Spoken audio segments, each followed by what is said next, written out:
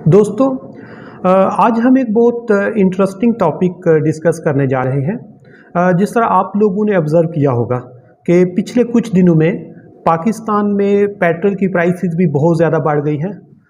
पाकिस्तान में डॉलर की जो वैल्यू है वो भी बहुत कम हो गई। आम बंदे के लिए रोटी कपड़ा मकान या बुनियादी ज़रूरियात को एक्सेस करना बहुत मुश्किल हो गया। अब उसके बिहाइंड कौन से मुहर्रकात हैं, कौन सी ऐसी चीज़ें हैं जिनकी वजह से एक आम बंदे की ज़िंदगी हर अगले दिन पहले से मुश्किल होती जा रही है। उसके लिए अगर मैं प्योर इकोनॉमिक्स की टर्म्स यूज़ करूँगा तो आपको उसमें कोई इंटरेस्ट नहीं होगी, आपको कोई उसकी अंडरस्टैंडिंग नहीं होगी, क्योंकि पाकिस्तान में एक रीसेंट सर्वे हुआ है, उसमें बताया गया कि मोर देन 90% लोग जो हैं उनको पाकिस्तान की जीडीपी से कोई कंसर्न नहीं है, और मोर देन 90% लोगों को पाकिस्तान का जो ट्रस्ट इसका डेफिसिट आ रहा है या ट्रेड डेफिसिट आ रहा है या बजट डेफिसिट आ रहा है, इससे भी कोई कंसर्न नहीं है और उनको अंडरस्टैंडिंग भी नहीं है।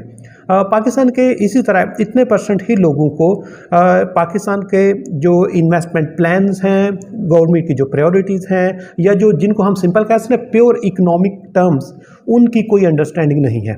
इसको मैं आपको एक आम बंदे की ज़बान में समझाऊंगा कि ये क्या हो रहा है।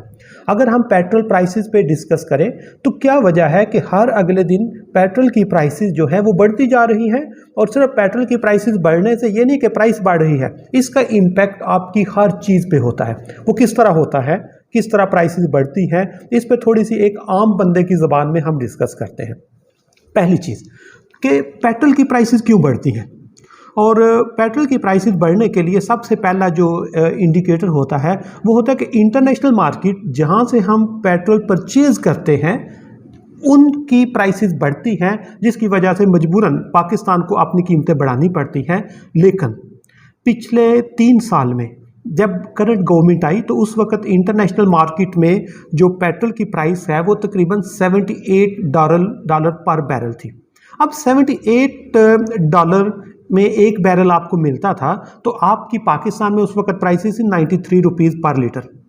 अब इंटरनेशनल मार्केट में 3 साल के बाद आज 2021 की अगर हम बात करें इस सितंबर के महीने की, तो आज भी इंटरनेशनल मार्केट में जो बैरल है उसकी प्राइस तकरीबन $78 पर बैरल ही है। यानी जो कीमत इंटरनेशनल मार्केट में 3 साल पहले थी, आज भी वही प्राइस चार्ज की जा रही है। लेकिन पाकिस्तान में उसी 1 लीटर की कीमत 93 से बढ़ के 123 रुपये हो चुकी है। और इसका मतलब यह है कि अगर पाकिस्तान में 30 रुपये इजाफा हुआ है जबकि इंटरनेशनल मार्केट में कोई इजाफा नहीं हुआ, तो ऐसी क्या वजह है?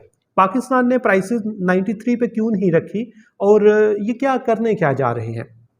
दूसरी चीज़ ये है कि जब आपकी गवर्नमेंट के पास 2 चीज़ें होती हैं, एक उसने एक्सपेंडिचर को मैनेज करना होता है और एक रेवेन्यू को मैनेज करना होता है। हुकूमत की आमदन भी टैक्सों से इकट्ठी होती है, और टैक्स के लिए उसके पास डिफरेंट सोर्सेज होते हैं। लाइक वो प्रॉपर्टी पे टैक्स लगा सकती है, वो इनकम पे टैक्स लगा सकती है, वो इसके अलावा आपकी कोई भी जो प्रॉपर्टी है उस पर लगा सकती है, आपके नेचुरल रिसोर्सेज पे लगा सकती है। डिफरेंट चीज़ों से गवर्नमेंट अपना रेवेन्यू जनरेट करती है।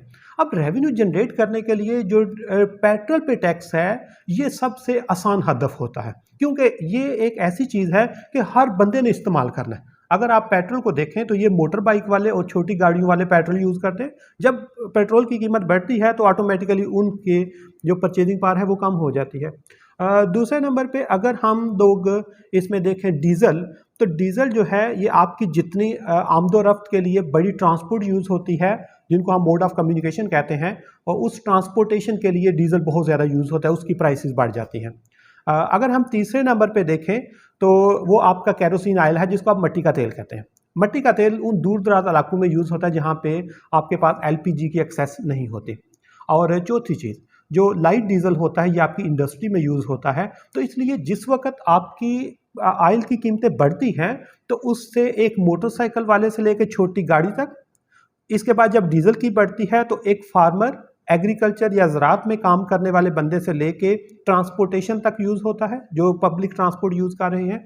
और जिस वक्त लाइट डीजल की कीमत बढ़ती है तो आपकी इंडस्ट्री में चीज़ों की प्रोडक्शन जो है उसमें कास्ट ऑफ प्रोडक्शन बढ़ जाते हैं, और लास्ट थिंग जो कैरोसिन ऑयल है उसकी वजह से जो आम बंदा है जिसके पास गैस, सुई गैस या आप कह सकते हैं एलपीजी की एक्सेस नहीं है, उस पर भी उसका इफ़ेक्ट होता है। इसलिए गवर्नमेंट क्या करती है कि जब पेट्रोल पे टैक्स लगाती है, ऑयल पे टैक्स लगाती है, तो इससे लोग इसकी डिमांड को कंट्रोल करना इनके लिए बहुत मुश्किल होता है। इसलिए मजबूरन ये उसकी जो वो सेल है वो स्टेबल रहती है और गवर्नमेंट के रेवेन्यू में इजाफा होता है। और जब भी गवर्नमेंट रेवेन्यू में इजाफा सडन करना चाहती है तो उसके लिए सबसे आसान हदफ होता है कि पेट्रोल की प्राइसेस बढ़ा देती है। तीसरी चीज़ ये होती है कि जिस वक्त आपके मुल्क में जो करेंसी है वो डीवैल्यू होती है तो उससे भी आपकी जो ऑयल प्राइसेस है वो बढ़ जाती है।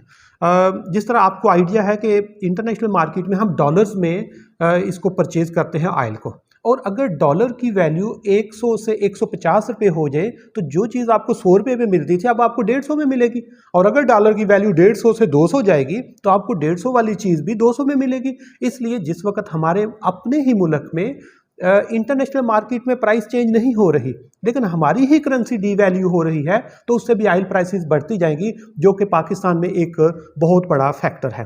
इसके अलावा जो कोविड के दिनों में जब से कोरोना आया है पाकिस्तान में, तो इससे आपकी जो मार्केट में एक्टिविटीज़ हैं वो कम हो गई।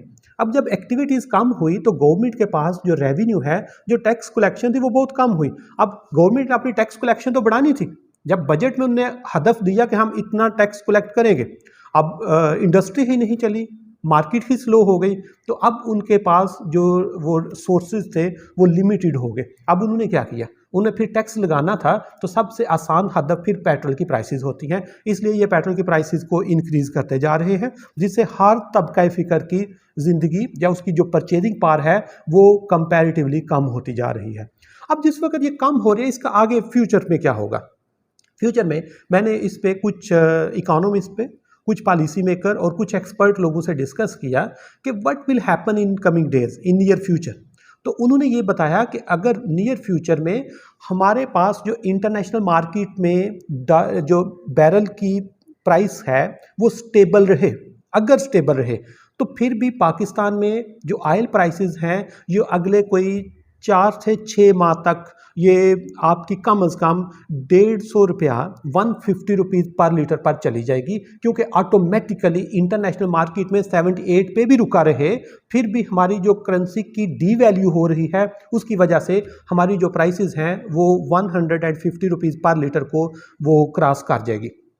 दूसरी चीज़, अगर इंटरनेशनल मार्केट में एक्सपेक्ट किया जा रहा है कि बैरल जो है इसकी प्राइस थोड़ी सी बढ़ेगी, अब अगर वो उसकी प्राइस थोड़ी सी बढ़ती है, $78 से 100 को क्रॉस करती है, तो पाकिस्तान में ये जो 4 से 6 माह में पेट्रोल 150 रुपये लीटर होना था, ये आपका तकरीबन 3 से 4 माह में ही 150 को वो क्रॉस कर जाएगा।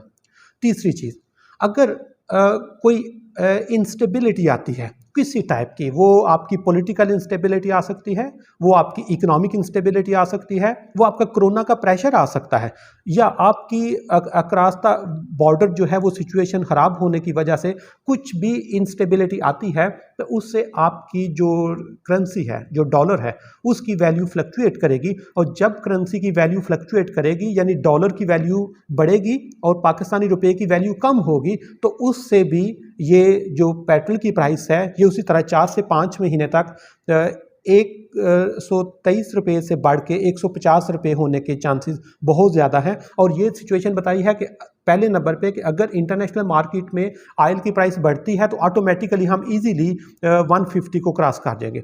अगर इंटरनेशनल मार्केट में प्राइस नहीं बढ़ती और पाकिस्तान में डॉलर की वैल्यू चेंज हो जाती है यानी हमारी करेंसी डीवैल्यू होती है, तो उससे भी हम इस चीज़ को वो एक्सेस कर लें। इसलिए हमें ज़हनी तौर पे तैयार रहना होगा कि अगर किसी वक्त भी डॉलर की वैल्यू चेंज होती है, इंटरनेशनल मार्केट में ऑयल की प्राइसेस चेंज होती हैं, हमारी जो इकोनॉमिक कंडीशंस हैं इसमें थोड़ा सा वो चेंज आती है, तो हमें 150 के लिए अपने आप को मेंटली और अपने रिसोर्सेज को उस तरह मैनेज करना होगा ताकि हम इजीली अपनी जो बाकी जो बेसिक नीड्स हैं, बेसिक नेसेसिटीज़ हैं, उनको इजीली मैनेज कर सकें।